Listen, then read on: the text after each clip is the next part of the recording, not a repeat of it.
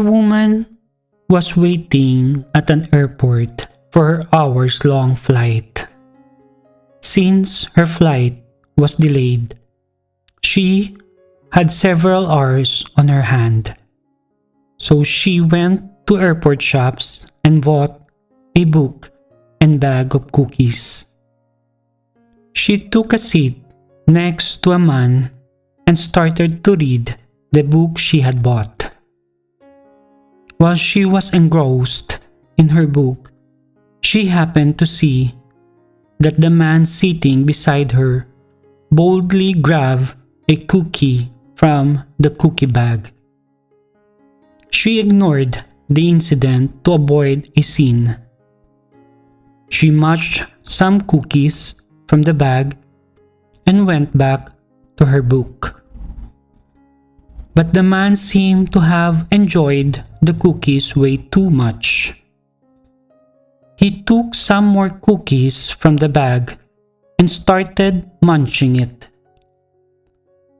By the passing time, she was getting more and more irritated as the cookie thief finished her cookie stack. Every time she took a cookie from the bag, he took one.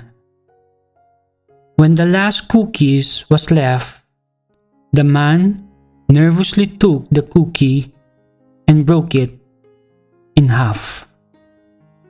He offered the other half to the lady and smiled.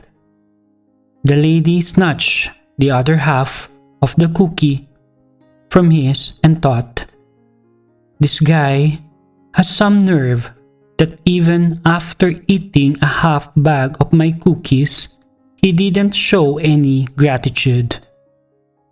She had been so galled by the man and was relieved when her flight was cold. She gathered her belongings and headed to the gate, refusing to look back at the thieving ingrate.